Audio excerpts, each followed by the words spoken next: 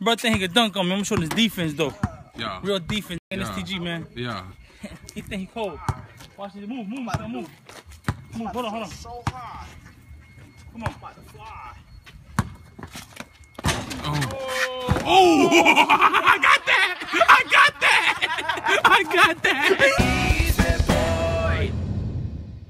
To celebrate the 1-year anniversary of the Bit Squad, we are going to be giving away $1,000 in Bitcoin for the months of March and April, along with 2 Nano Ledger S's. An extra $100 prize will be available for those who join the Telegram group. Like and comment on every video in March and April for the maximum number of entries. You must be a subscriber to win. Hey Bit Squad, how's it going? I am back with another Fresh 5 crypto news video for you guys. Today we're going to be taking a look at some huge news coming from Binance that was actually teased on one of my podcasts, which we'll talk about. We're also going to be looking at a presidential candidate who is big on cryptocurrency and a few other stories. So I also made a video yesterday. It took me a couple days to make. I put a ton of research into it. It's explaining Bitcoin Cash, why it originally forked, the Bitcoin Cash fork, the hash wars, Roger Vere's history, Craig Wright's history. Put a lot of time and effort into the video. Appreciate it if you guys give it a watch, give it a thumbs up. I'll put the link up above so you can check that out after you get done watching this one, of course. So, all right, guys, let's get into the markets. Market watch. Okay, so market cap is coming in at 181 billion. Bitcoin dominance 51.8%. Been rising a bit as of late. We did have it down around 50.4 at one point a couple weeks ago. Has risen again. And I think we haven't really seen like a ton of alts really pumping the last week like we've seen the previous weeks. So I think that's kind of reflective of that. So we do have Bitcoin SV coming in at number 14. It is up today. You know, I don't really know where it's going to go from here. I would like to see it just disappear, honestly, but I don't know if that's going to be the case. I think it will probably end up being able to survive this Binance delisting, which we'll talk about here in a little bit. Biggest gainers of the day, Binance Coin. We'll talk all about Binance Coin in a little bit, 11.62%. Tezos continuing to show, you know, just resilience. For a long time, people thought this project, not that it was dead, it just took so long for them to launch their mainnet and things like that, that, you know, people thought that, you know, it was going to struggle, and it did for a while, but it really has turned around and has been on a very good trajectory as of late. Then we got Augur, Bitcoin SV, and Basic Attention Token. Biggest losers of the day, Maximind Coin, Komodo, Raven Coin, Holo, and Nulls. Number 5. Okay, we got Bitcoin volume surging to an all-time daily high in Brazil. So following suit from other countries such as Argentina, Venezuela, and Chile, Brazil is now a country that's seeing a huge upswing in cryptocurrency. I've heard, I think there's a lot of Brazilian and Portuguese YouTubers that are popping up. So the interest level is getting very high there. Now, why is that happening? Well, it's happening because a large portion of the population there in that country, and really in South America in general, they don't really have access to banks. And the cliche, right, that we all say is to bank the unbanked. Well, we're actually seeing that when it comes to some of these countries, and Brazil is reflective of that. So where's this going to go from here? Not really sure, but definitely excited to see some countries that weren't really super bullish on crypto now moving steps towards adoption. Number 4. All right, more international news. We have Coinbase expanding. It's big news for Coinbase. I feel like they have to do some more things to expand while they can, because Binance, I'm afraid, is kind of going to run away with the exchange world. But in these countries, it is now available. I could read all the flags off, but I'm not going to do that because I always forget one. So Argentina, Mexico, Peru, Colombia, Chile, India, Hong Kong, South Korea, Indonesia, the Philippines, and New Zealand can now sign up for a Coinbase account. So very cool news for the people in those countries. Now they can get totally wrecked by Coinbase fees like the rest of us. Number 3.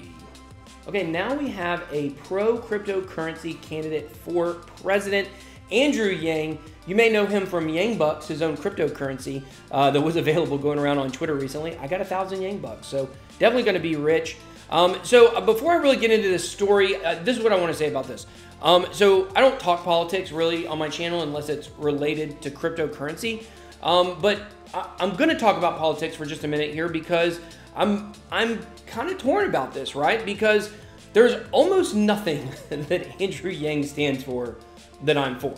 You know, you can get into, you know, what all that means. Just look up everything that he stands for, and I pretty much agree on the opposite of all of it, okay? But, however, he is pro-cryptocurrency, and this would be absolutely huge for crypto. You know, if he were able to get into, let's just say, the debate round of the Democratic nomination for president and able to speak about cryptocurrency in front of all of those people, that would be absolutely huge. And I think it might be something that some of the other candidates might pick on him for, and it would be nice to see him give some kind of pushback. So I'm going to be cheering for him to win the Democratic nominee. I don't know if I'll be voting for him in the main election, in the general election, but you know, I'm going to be pulling for him to get as far as possible due to the fact that I think it would be great for cryptocurrency. Like if you compare him and John McAfee, you know, there's a lot of things to be said about John McAfee, but you know, he came on my podcast. He was nice on my podcast and really enjoyed having him on. But I don't think he's going to be able to make a dent in his presidential bid, and he said he doesn't even really care. Andrew Yang was actually the biggest mover on OddsShark for, you know, who could win the nomination for president. He went from, you know, like in the 50s all the way up to the top 5 recently. So I think he definitely has a message that resonates with people. He kind of comes from a different perspective than I think a lot of other people do. And so, you know, this is going to be very interesting to watch. He wants clear regulation. So the story is about more than Andrew Yang running for president. Basically, he had this quote. He said, "As president, I will promote legislation that provides clarity in the cryptocurrency digital assets market space by defining what a token is and what is a security." And then he goes on to add some more stuff about regulatory framework. Now, it is also interesting to note that the Token Taxonomy Act has been revived. It was introduced by a Florida and Ohio congressman or senator, I think congressman, back maybe in the fall.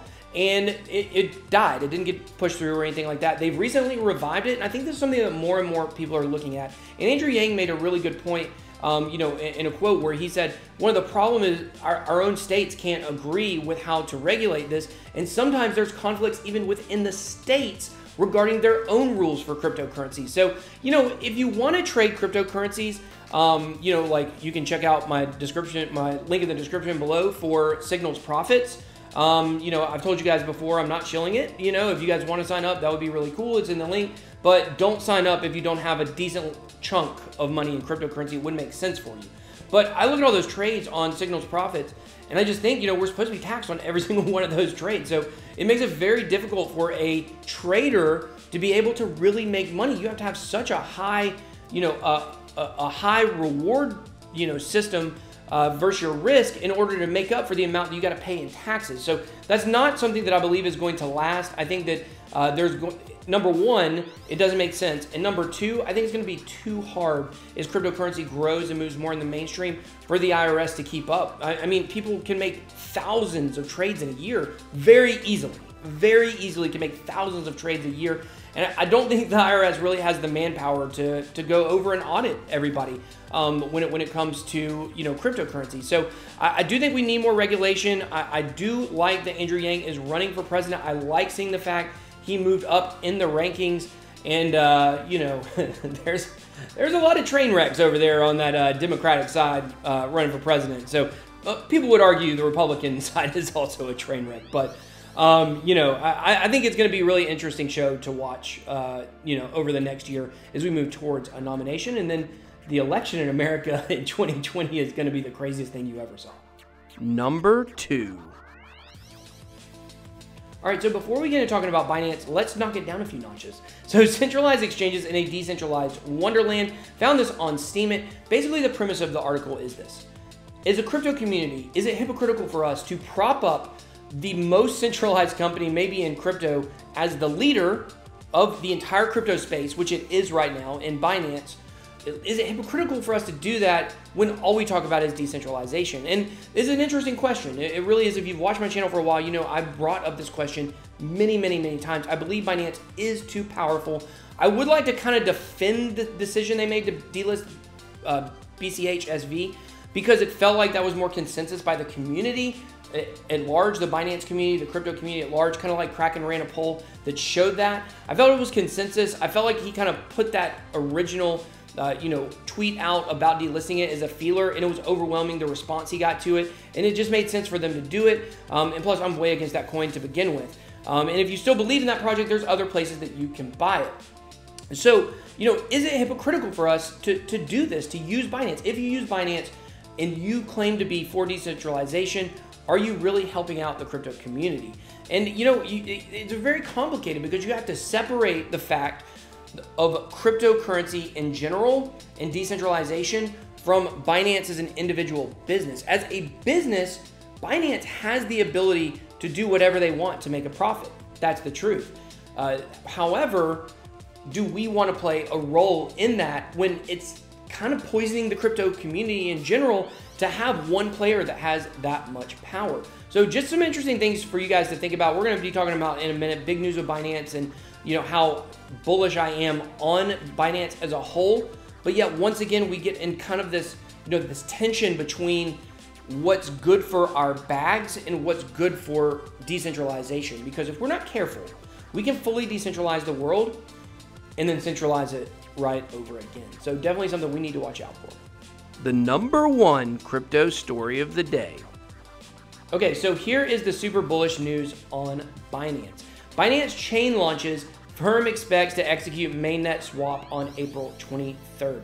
So we didn't really know when this was going to happen specifically. In December, we were told it was going to happen, but it has happened now. My podcast, Beards and Bitcoins, which we have a new channel, by the way. Make sure you go subscribe to our Beards and Bitcoins YouTube channel. Probably going to do a contest next month to get people on over there, so you guys can watch it there first. They're going to be posted there first before I post on my channel. Eventually, I'm going to stop posting my Beards and Bitcoins podcast on my BitBoy Crypto channel. So you guys make sure that you slowly migrate over there if you are interested in the podcast. But Ian Bellina was on one episode and he teased that in April there was going to be some absolutely huge news about Binance.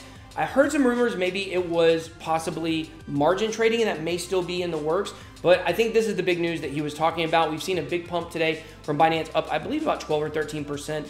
And what does this mean for crypto in general? Well, it means that we continue to have more and more projects that want to have their own chain. They're not content being launched on another platform and then just staying on that platform. It's very rare we have something like ZRX that says we're going to be in ERC20 no matter what. And so when we go back over here to the cryptocurrency market cap, some of you guys may not know that you can do this, but you can actually search tokens only. So if you don't know the difference between a coin and a coin does not have to have a platform to run. It can be a store of value. It doesn't need anything else.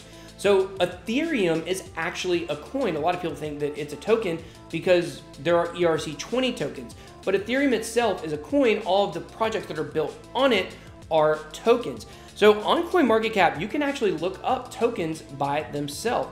So you can click top 100 tokens here and you can see all of the ERC20s mostly. But as we look at this list of this top 100 tokens, you see Binance Coin is number one, and now it's joining the ranks of those who've already moved off, including Tron, EOS, VeChain, and others. And now the top ERC20 we have is Maker, and I just wonder the reverberating effects that the top projects continuing to leave Ethereum is going to have on Ethereum itself. I think Ethereum devs would say it doesn't have any effect. We knew a lot of these were going to be moving, but ERC20 for a long time was a buzzword, and you almost could expect every single coin or technically token. But when you were very new to crypto and you were looking on CoinMarketCap, like almost all of those you were looking at were on Ethereum. They were ERC20s. If we would go back to 2017, 2018, and we're just kind of seeing a shift. Like, yes, most of the tokens are still built on Ethereum, but more of the top cryptocurrencies are having their own chain. And I just think it's very interesting. I think we'll just kind of have to see what happens. Maker and Basic Attention Token, I do not expect to be moving off. I don't think Basic Attention Token has plans to have their own chain. And Maker, I believe, is pegged to Ethereum. So I think both of those are safe to stay on. So it might be a while before we see any change in the top ERC20.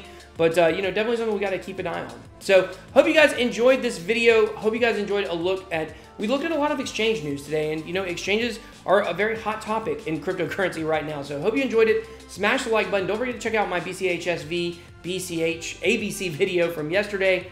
Until next time, BitBoy out.